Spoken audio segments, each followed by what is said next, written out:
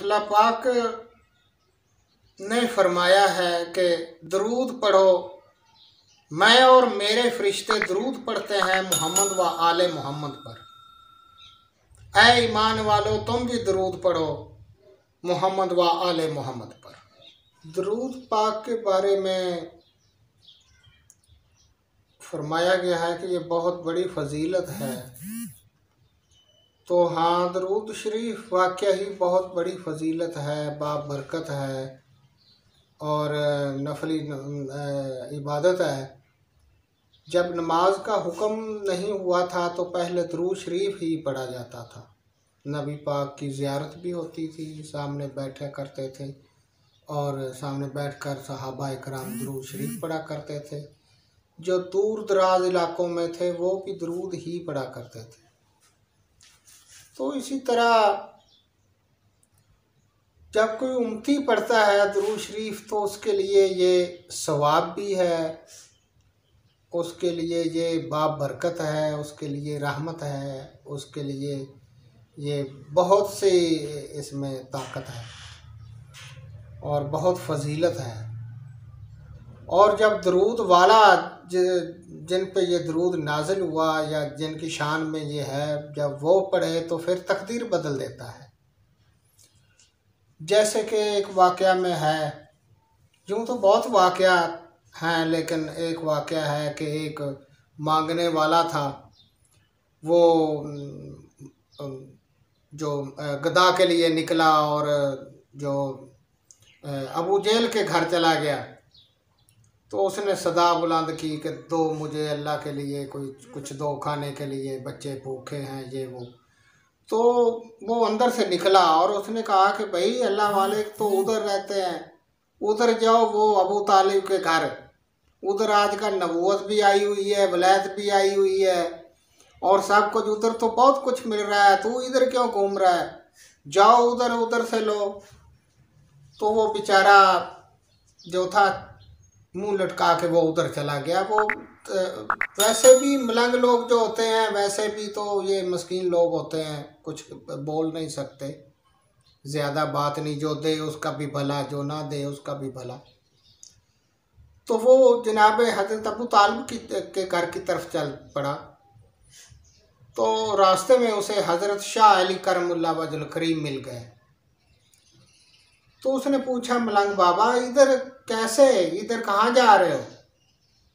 तो उसने कहा कि जनाब मैं कई दिन से भूखा हूँ, मेरे बच्चे भी भूखे हैं, खाने के लिए कुछ नहीं है, लिहाजा कुछ खाने के लिए दिया जाए ताकि मैं और मेरे बच्चे खा सकें और कुछ दिन। तो आपने फरमाया, अच्छा ये बात है, अपने जो सीधा हाथ है वो आगे बढ़ाओ और उसकी हथेली खोलो। उसने ऐसे आगे हाथ किया तो जनाब हज़रत शाह अली करमुल्लाह वजहुल करीम ने दरूद पाक पढ़ा, अल्लाहुम्मा सल्ली अला मुहम्मद व अला आले मुहम्मद, अल्लाहुम्मा सल्ली अला मुहम्मद व अला आले मुहम्मद, कमा सल्लैता अला इब्राहीम व अला आले इब्राहीम इन्नका हमीदुम मजीद, अल्लाहुम्मा बारिक अला मुहम्मद व अला आले मुहम्मद कमा बारिकता अला इब्राहीम व अला आले इब्राहीम इन्नका हमीदुम मजीद। तो सरकार ने दो फूंक मार दी उसकी हथेली पे, फरमाया कि इसको बंद कर लो। उसने हाथ को बंद कर लिया, फरमाया कि ये शहर के बाहर जाके खोलना इसे और जाओ। वो उसी तरह लेके वो शहर के बाहर की तरफ निकला। तो रास्ते में वो अबू जहल तो देख रहा था कि देखते हैं आज मौका मिला है तंज करने का और बदनाम करने का और बातें बनाने का, तो जो है क्या मिला इसे और क्या दिया, हमने तो उनका हुक्का पानी बंद किया हुआ है और देखते हैं अब ये क्या दिया है।